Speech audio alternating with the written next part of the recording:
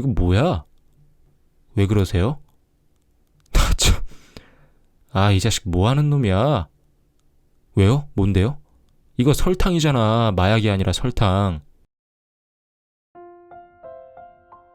안녕하세요. 책배입니다. 오늘 여러분들께 소개해드릴 책은 인천세관 직원들의 글모임인 공휴일의 에세이 불안해요. 지켜보는 저도 불안해요입니다. 출판사는 가연출판사입니다. 이 책은 인천세관 직원들이 겪은 다양한 경험들을 묶어낸 에세이입니다. 아무래도 세관이라고 하면 뭔가 무섭고 딱딱한 이미지 때문에 두려움을 갖고 계신 분들이 많을 거예요. 저도 그렇고요.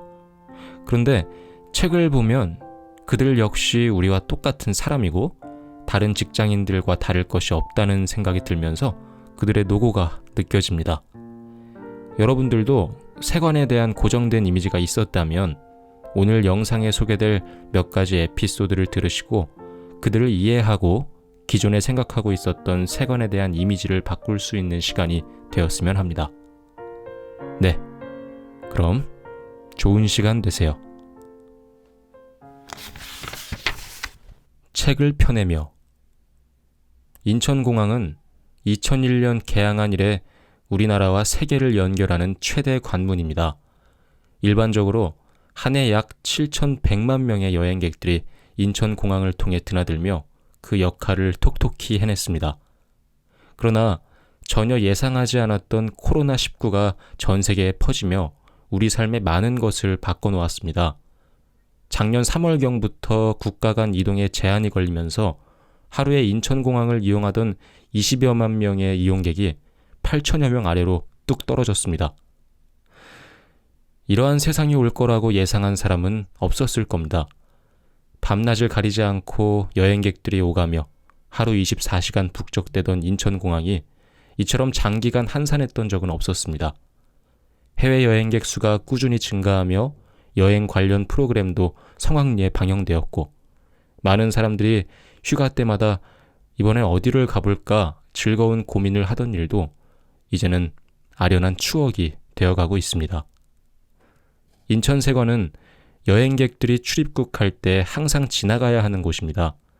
그래서인지 코로나 사태 이후 여행자들이 급격히 줄어든 현실을 가장 크게 체감하는 곳들 가운데 하나이기도 합니다.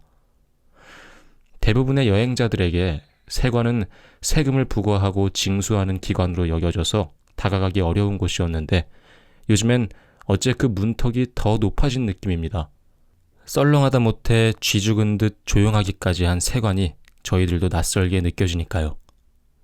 이 책은 코로나19로 모두 힘든 현 상황에서 어떻게 하면 국민들에게 조금이라도 도움이 될 수 있을까를 고민하던 가운데 그간 공항에서 근무하면서 있었던 일들 중에 인상 깊었거나 특별했던 일들을 모아 책을 발간하면 좋겠다는 데에 의견이 모아져 기획되었습니다. 이 책으로 재미와 위로뿐 아니라 좀 더 친근한 세관으로 다가갈 수 있는 기회가 마련되었으면 합니다. 출발 전의 설렘과 여행지에서의 즐거움, 여행 후 밀려오는 행복함을 느낄 수 없는 안타까운 오늘의 상황 속에서 여러분에게 조금이나마 도움이 될 수 있기를 바라며 마약 사범이 오던 날 마약 밀수 신고 제보가 들어왔어요. 모두 정신 바짝 차리세요. 마약이라고? 이 어마어마한 제보 소식 앞에서 난 가슴이 쿵쾅거렸다. 얼마 전 동기가 마약 50g을 적발해 표창장을 받은 것을 보며 은근히 부러웠는데 나라고 못할 건 없었다. 설레기까지 했다. 한참 더운 날이었다. 마약 사범이 탔다는 비행기의 도착 방송이 나오고 우린 캐러셀 주위에서 대기했다. 단체 여행객을 비롯해 출장자들, 고가 물품 구매자, 보따리상 등 수많은 사람이 캐러셀 주위에 서서 수화물을 기다리고 있었다. 하지만 제보와는 달리 젊은 남자는 보이지 않았다. 대부분의 승객은 수화물을 찾아 입국장을 빠져나갔고 우린 조금 망연해졌다. 허위 제보일까? 그럴 리 없는데. 화장실에 누가 있어? 직원 하나가 외쳤다. 대기하고 있던 직원들이 화장실로 들어가 확인한 후 젊은 남자가 있다는 수신호를 보냈다. 우린 무전을 치며 경계를 강화했다. 드디어 화장실 밖으로 나온 동남아시아 출신 젊은 남자는 주변의 서늘한 시선에 당황한 듯 보였다. 쭈뼛거리며 세관 신고대로 가서 신고서를 작성하기 시작했다. 2, 3분이면 끝낼 일을 5분도 넘게 꾸물거리고 있었다. 영화에서 보던 냉철하고 번뜩이는 마약 사범이 아니라 조금 실망스럽기까지 했다. 천천히 한 글자 한 글자 신고서를 쓰며 최대한 자연스럽게 선별 라인을 빠져나갈 일을 고민하는 것 같았다. 신고서를 내고 가는 젊은 남자를 동료 직원이 내가 있는 검사대로 안내해 데리고 왔다. 갓 20이나 넘었을까? 앳된 얼굴에 그에게 내가 물었다. 신고할 것이 있나요? 그는 대답하지 않았다. 입을 다무시겠다. 그렇다고 이곳을 쉽게 빠져나갈 수 있을 거라 생각한다면 오산이라고. 난 가방을 확인했다. 대충 벗어서 말아놓은 체육복 바지 하나와 반소매 티셔츠가 전부였다. 그렇겠지. 가방 안에 보이게 넣어올 리가 없지. 난 직원에게 검사 결과를 전달한 후 신변 검색을 위해 안쪽 사무실로 인도했다.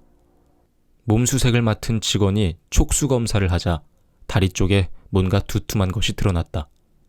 직원은 긴장한 듯 우리를 쳐다보았고 우리 역시 숨죽인 채 상황을 지켜보았다. 심장이 터질 것만 같았다. 바지를 내리자 허벅지 안쪽에 비닐로 감싸놓은 무언가가 있었다. 역시 제보가 맞았어. 우리 오늘 한 건 한 거라고. 잔뜩 상기된 얼굴로 우린 마약 테스트 시약을 준비했다. 어린 나이에 어쩌자고 마약을 가지고 와 처벌을 받는 걸까? 청년을 보니 안타깝기도 했다. 물론 마약을 적발했다는 뿌듯함도 있었다. 비닐에 쌓인 마약은 개당 200g은 좋게 될 것 같았다. 얼마나 많은 사람이 투약할 수 있는 분량인지 가격은 어느 정도인지 감도 오지 않았지만 우린 들떠 있었다. 이게 뭐죠? 이걸 왜 가져온 거죠? 직원이 서툰 영어로 물었지만 그는 여전히 대답이 없었다. 영어를 못하는 것인지 못 알아들은 척하는 것인지 알 수 없었다. 몸짓으로 물어도 입을 꾹 다물고 있을 뿐이었다. 이 상황에서 묵비권이라니. 그래봐야 넌 이제 끝났어. 마약 조사 직원 불러. 팀장님의 말에 우리는 마약 조사 직원을 호출하고 샘플을 채취해 마약 테스트 시약에 넣었다. 모든 일이 순조로운 듯했다. 그런데 마약 테스트 시약에 반응이 없었다.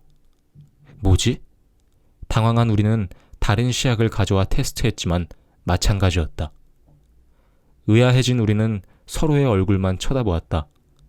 그때 마약 뭉치를 유심히 살펴보던 팀장님이 말했다. 이거 뭐야? 왜 그러세요? 나 참. 이 자식 뭐 하는 놈이야? 왜요? 뭔데요? 우린 팀장님 곁으로 오글오글 몰려들었다. 이거 설탕이잖아. 마약이 아니라 설탕. 네? 설탕이라고? 마약이 아니라고? 이게 대체 무슨 소리야? 그때 조사 직원과 통역사도 도착했다. 팀장님의 질문을 통역사가 전달했다. 이거 왜 허벅지에 붙여왔어요? 설탕을 왜요? 그게... 대답하세요. 직원들이 잡는지 안 잡는지 테스트해보려고요. 청년의 대답이 기가 막혔다. 마약을 가져오기 전에 설탕으로 연습을 좀 해보려고. 우린 모두 맥이 탁 풀리고 말았다. 오랜 기다림 끝에 드디어 마약 밀수 적발에 성공하나 했는데 그 달콤한 꿈은 산산이 흩어지고 달콤한 설탕만 남아버렸다. 청년은 우리에게 잔잔한 미소를 남기고 유유히 입국장을 떠났다. 우린 표창장 대신 설탕만 손에 쥐었을 뿐이었다. 순간의 선택이 지갑을 좌우한다. 다른 세관에서 일할 때보다 공항에서 일할 때 확실히 더 다양한 사람들을 만나게 된다. 갓 태어난 작은 아기부터 지팡이를 짚은 노인까지 나이도 국적도 다른 사람들이 북적이는 공항. 온종일 앉아 사람 구경만 해도 재밌는 곳이다. 작고 마른 체형인 나는 덩치 크고 목소리도 큰 우락부락한 남자 여행객을 만나면 나도 모르게 긴장을 했다. 행여 나를 만만하게 볼까 걱정이 되었던 거다. 그래서 일할 때는 일부러 빨갛고 진한 립스틱을 발라 나름대로 독한 인상을 만들기도 했다. 공항으로 발령받은 지 얼마 되지 않았을 때다. 아직 업무에 익숙하지 않아 제발 협조적인 여행객만 만났으면 좋겠다고 생각하며 출근한 날이었다. 비행기에서 막 내린 50대 자매 2명이 동료의 안내를 받아 검사대로 왔다. 자매 중 동생의 면세점 고액 구매 내역을 확인하고 가방 검사를 시작했다. 안녕하세요. 신고할 물품 있으세요? 없어요. 확인해 보세요. 귀찮다는 목소리였다. 면세점에서 명품 시계 2개를 산 사실이 확인되는데 물건이 없었다. 옆에 선 언니도 퉁명스럽게 거들었다. 없다니까요? 찾아보세요. 시계는 분명 어딘가에 있을 것이다. 나는 말없이 가방을 구석구석 살폈다. 발견된 것은 빈 가죽 케이스뿐이었다. 케이스가 있다는 건 시계도 틀림없이 있다는 것. 더군다나 구매 내역도 있고. 우리 외국 살아요. 시계는 집에다 두고 왔어요. 그럼 케이스는 왜 가져오셨어요? 케이스가 한국에서 필요해서요. 정황상 말도 안 된다. 하지만 물증이 없으니 어떻게 해야 하지? 선생님, 손목 좀 보여주실래요? 그러세요. 동생이 당당하게 소매를 올렸다. 얼마든지 확인하라는 듯 살짝 미소까지 띄었다. 시계는 없었고 나는 조금 당황했다. 물건을 가져왔을 가능성이 매우 높은데 이대로 검사를 끝낸다면 세관 직원을 얼마나 우습게 볼까? 세관 검사 별거 아니라며 밖에 나가서 무용담을 떠들 것만 같았다. 휴대품 통과한 초짜인 나는 민원응대에 아직 서툴렀다. 자매와의 기싸움에도 이미 밀렸지만 그래도 명색이 세관 직원인데 그냥 넘어가고 싶진 않았다. 어떡하지? 어떻게 해야 하지? 빠른 판단을 해야 했다. 일단 문형 탐지기를 통과시켜야겠다고 생각하고 동료에게 도움을 요청했다. 한 사람씩 문형 탐지기를 통과시키고 금속 탐지기를 들고 몸을 수색했다. 그런데 동생의 팔에서 삐 소리가 울렸다. 아까 손목에는 시계가 없었는데? 한 번 더 금속 탐지기를 댔고 역시 같은 위치에서 소리가 울렸다. 선생님, 옷 좀 올려주세요. 동생은 겸연쩍은 표정으로 소매를 걷어 올렸다. 시계는 팔뚝에 채워져 있었다. 그래서 아까 손목을 확인했을 때 보이지 않았구나. 상황은 이제 역전되었다. 이거 시계 아닌가요? 멋쩍은 얼굴로 그녀가 대답했다. 아, 참, 시계는 무슨 팔찌예요, 팔찌. 사태의 심각성을 모른 채 농담으로 넘어가려는 모양이었다. 세관에서 걸리면 아무렇지도 않게 그냥 세금 낼게요라고 하면 간단히 끝날 거라 생각한 모양이었다. 아, 네, 팔찌. 그래도 신고하셔야죠, 팔찌라도. 이어 언니의 팔뚝에서도 시계가 발견되었다. 난 팀장님께 보고드린 후 사무실로 들어가 서류를 꾸미고 조사 처분 준비를 했다. 그제야 사태의 심각성을 느꼈는지 두 분은 떨리는 목소리로 말했다. 부모님 생신이에요. 그래서 선물을 사왔는데 사람들이 이렇게 하면 된다고 알려줘서 그래서 그랬어요. 한 번만 봐주세요. 언니는 몸수색을 한 직원에게 다가가 애원하고 동생은 내게 다가와 졸라댔다. 언니 한 번만 봐줘요. 아까 언니가 물어봤을 때 대답 잘했어야 했는데 진짜 미안해요. 한 번만 봐줘요. 네? 저는 그럴 권한이 없습니다. 언니 다음에 신고 잘할게. 팀장님께 한 번만 더 말씀드려줘요. 안 될 일이라는 것을 알면서도 자매가 딱하기도 해서 팀장님께 전달했지만 팀장님은 단호했다. 고의로 신고하지 않은 게 명백하잖아요. 결정이 달라질 건 없어요. 나는 팀장님의 말을 그대로 전했다. 죄송합니다. 이미 결정이 된 상황입니다. 동생이 끝내 바닥에 무릎을 꿇고 울음을 터뜨렸다. 언니 한 번만 봐줘요. 친구들이 그래도 된다고 해서. 우린 신고할 생각이었는데. 정말 미안해요. 언니 다음에 신고 잘할게요. 한 번만 봐주세요. 갑작스러운 상황에 나는 몹시 당황했다. 모르는 사람들이 이 광경을 어떻게 볼 것인가. 난 흰 바지를 입은 채 맨바닥에 무릎을 꿇은 그녀를 일으키며 진정시켰다. 결국 자매는 조사부로 인계되었다. 한순간의 판단 실수로 부모님 생신도 결국 망치게 된 그녀들의 뒷모습을 보니 안타까웠다. 돈을 사랑하는 것이 일만하게 뿌리가 된다고들 했다. 누구나 당장의 이익 앞에 흔들릴 수밖에 없는 연약한 존재이기에 이런 달콤한 유혹에 빠지게 되는 것이겠지. 나 또한 그런 잘못을 충분히 저지를 수도 있기에 그녀들만 탓할 수는 없지만 이 실수의 과정을 통해 자신을 되돌아보고 반성하며 또 성장해 나가겠지. 나는 그녀들의 뒷모습을 오래 바라보았다. 수단을 가리지 않는 밀수업자들.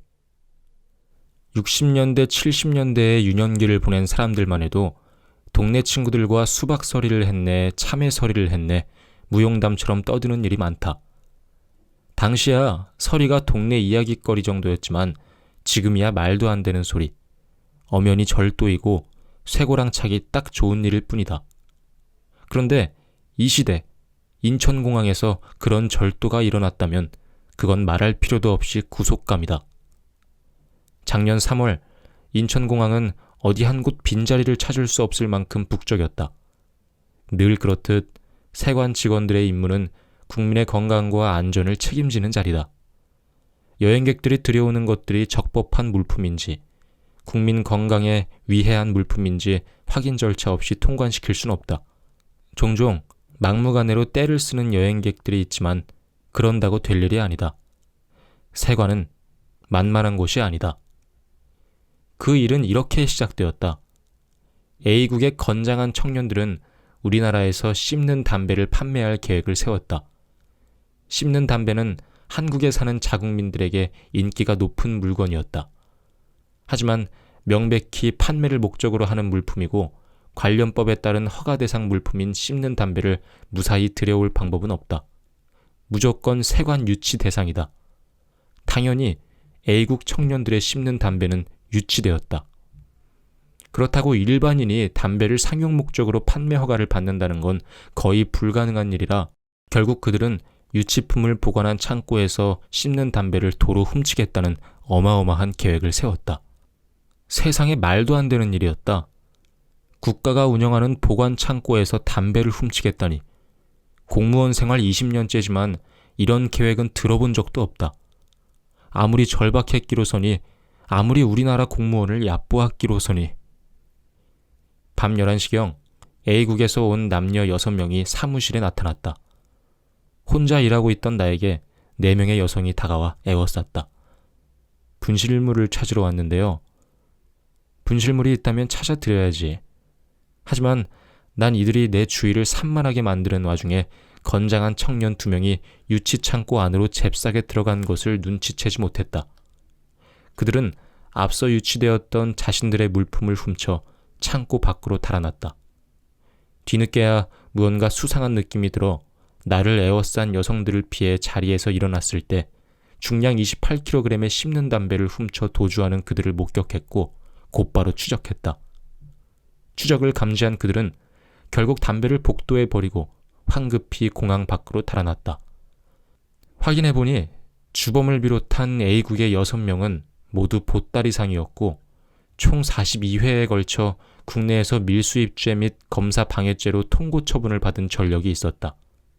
이들은 해당 밀수행위가 중대한 위법 행위임을 알고 있으면서도 반성의 기미 없이 계속해서 죄를 저질러 왔다는 점에서 중형을 받아야 마땅했다. 사전에 여러 명이 범행 현장을 답사했고 다수가 역할을 분담해 공모했으며 밤 11시가 넘은 시각에 범행을 감행하는 치밀함까지 보였다. 연막작전을 수행한 여성 3명을 추적해 이미 동행한 후 절도 사건과 관련한 진술을 받아냈다.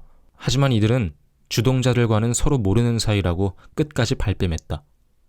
우린 관내 영상과 외부 영상 자료를 총동원해 이들의 행방을 추적했고 신분이 확인될 때까지 관계기관과 공조해 범죄 상황을 분석했다. 3개월간의 끈질긴 추적 끝에 이들의 범죄 사실을 확인한 후 관련 범죄 정보를 모두 수집해 이들을 절도죄로 관할 경찰서에 인계했다.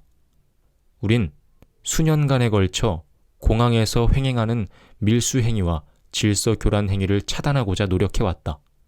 하지만 밀수 물품의 벌금액 산정 기준이 낮아 통고 처분만으로는 실효성을 확보하기 어렵고 처벌에도 한계가 있다. 나조차도 마음 한구석에서는 소량의 담배라도 팔아먹고 살아야 하는 그들의 처지가 안쓰러울 때가 있었다.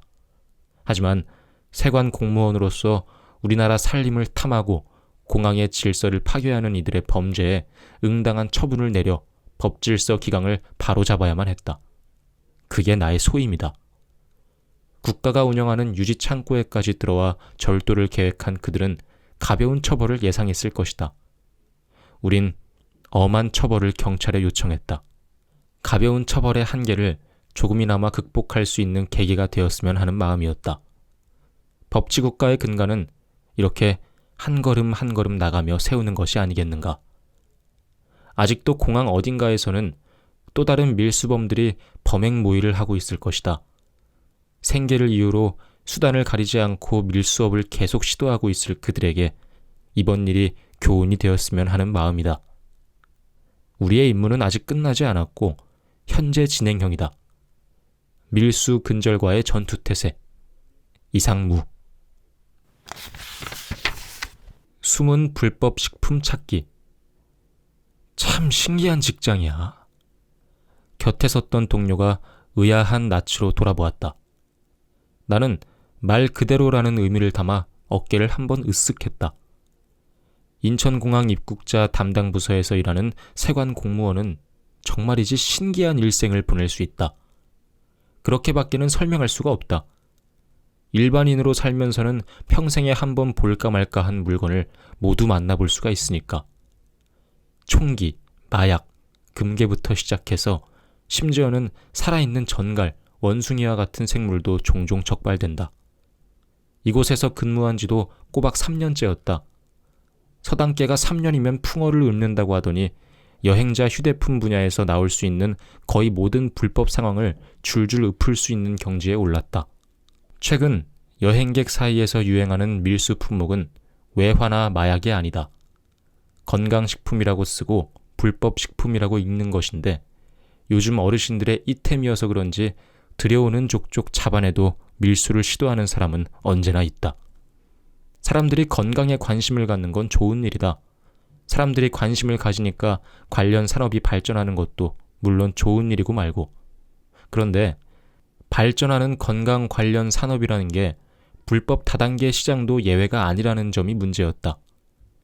이 세상에는 암이나 고혈압과 같이 치료가 더딘 병을 앓는 사람이 있고 그들의 절박한 심정을 이용해 돈을 버는 사람도 있다. 퇴근까지 얼마나 남았지?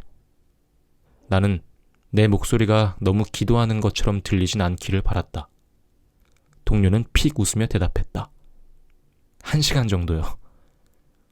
나를 포함한 모두가 반복되는 야간 근무로 지쳐 있었다. 다들 아닌 척해도 어서 퇴근 시간이 오기만을 바라고 있을 거였다. 그때였다. 한 남성이 동료에게 다가왔다. 동료가 물었다. 세관에 신고할 것이 있나요? 아니요, 없는데요. 동료의 한쪽 눈썹이 미세하게 휘었다. 난 천천히 고개를 가로저었다. 정말 이상한 일이었다. 세관에서 발생하는 모든 사건은 항상 똑같은 방식으로 시작된다. 직원들이 신고할 것이 있느냐고 물으면 상대는 무조건 아니라고 답한다. 아닌 게 말 그대로 아닌 세상에서 살면 얼마나 좋을까마는. 세관원은 항상 상대의 아니요를 의심해야 하는 직업이다. 아니나 다를까. 동료는 50대 남성의 짐이 체류기간에 비해 너무 많다는 사실을 이상하게 생각한 것 같았다. 동료는 남성을 세관 검사대로 안내했다. 신고할 물품 정말 없나요? 없다니까. 네가 뭔데 내 짐을 마음대로 검사해. 아휴, 곱게 퇴근하기는 글렀다는 예감이 들었다. 어느 나라 세관이든 외국에서 국내로 들어오는 물품은 검사를 할 수가 있습니다. 협조 부탁드립니다. 아무것도 없는데 대체 왜 난리냐고 왜? 나는 그의 캐리어를 번쩍 들어서 검사대 위에 올렸다. 캐리어의 지퍼를 열었다. 안에는 은색 포장지에 쌓인 커피 원두가 가득 들어있었다. 봐요, 그냥 커피잖아. 웬 커피를 이렇게 많이 가져오셨어요? 원래 동남아가 커피가 유명해요. 내가 커피를 엄청나게 좋아해서 나 먹으려고 샀고 몇 개는 지인들 선물이에요. 됐어요? 옆에 섰던 동료가 끼어들었다. 인도네시아에는 왜 다녀오신 건가요? 사업차 출장 다녀왔습니다. 그의 대답에 동료의 고개가 모로 기울어졌다. 비즈니스 목적으로 출장을 다녀왔다는 사람치고는 캐리어의 내용물이 너무 단출했다. 여벌의 의류나 세면도구가 하나도 보이지 않았다. 게다가 그는 알고 있을까? 처음에는 반말로 응대하던 사람이 가방을 열자 존댓말을 쓰기 시작했다는 걸. 나는 커피 원두가 든 비닐팩을 집어들었다. 손가락에 힘을 주니까 이상한 알갱이가 만져졌다. 비닐 너머를 더듬거리는 꼴이기는 해도 손끝의 감촉이나 크기 같은 게 아무래도 원두가 아닐 것 같았다. 뜯어서 확인을 해봐야 했다. 이거 좀 뜯어봐도 되겠습니까? 남성은 조금 머뭇거렸다.